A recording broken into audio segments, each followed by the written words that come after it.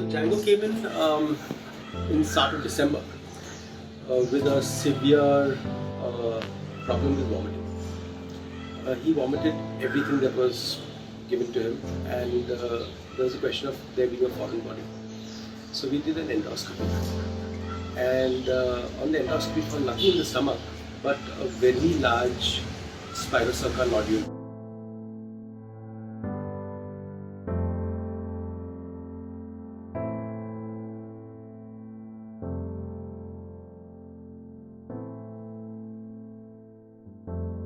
But this was the largest Spinocerca nodule I'd seen, and it was also absolutely at the edge of the stomach, so it was interfering with the valve, and he was vomiting because of that. On day one, he came in with his vomiting, and we gave him his treatment for Spinocerca, which normally takes time, but with him it sort of didn't do as well as it does normally with other dogs. On day 3 or so, because of the constant vomiting, he actually developed a twist in his intestine, and I had to go inside and untwist that whole thing. It's called a mesenteric torsion.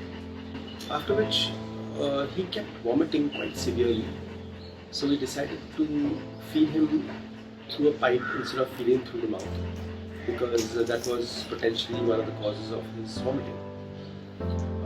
The pipe feeding through the esophagus did not work, because obviously it was getting stuck and it was getting blown out. So after a few days, I put what is called a PEG tube, which is we use an endoscope, and using the endoscope we pass a tube into the stomach, and then the tube is implanted into the stomach through the skin. So there's a tube directly from the skin to the stomach through which he was being fed.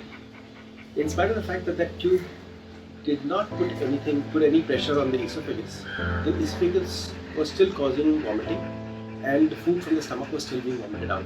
After about a month of trying to feed him with other means, we went in once again and did another exploratory laboratory, and we put a tube into his intestines.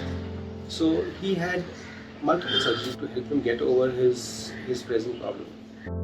He had an endoscopy, then he had an open abdomen for his mesenteric volvulus, then he had a PEG tube implanted into his stomach, then he had another open abdomen to put the jejunostomy tube, and along with the jejunostomy tube we also implanted the tube that was in the stomach. We pushed it into the intestine so it bypassed the stomach altogether. And he also had a surgery to remove that Spinocerca nodule. So the nipple of the Spinocerca nodule was removed minimally invasively.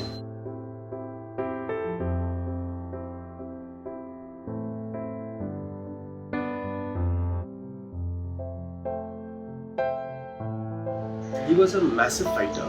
He is a massive fighter, of course. He fell in weight from about 18 kilos to 8 kilos. When he was at his worst, he was full of beans. He wanted to jump out of his room. He had one room specifically kept to himself, and he would run out of the room, run straight to the water bowl and try to drink water. Immediately after which, of course, he'd vomit. So we had to restrict that. But he's got life and activity to him, and his owner, bless his heart, is really a person who cares so much about him.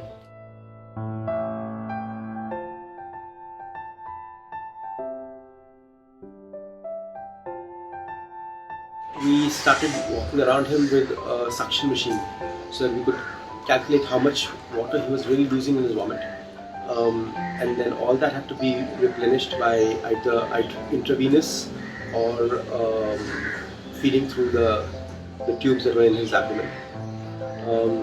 I think it's actually finally came through when we did the last procedure and put the tube into the intestine, because there I was able to completely eliminate the stomach from the system.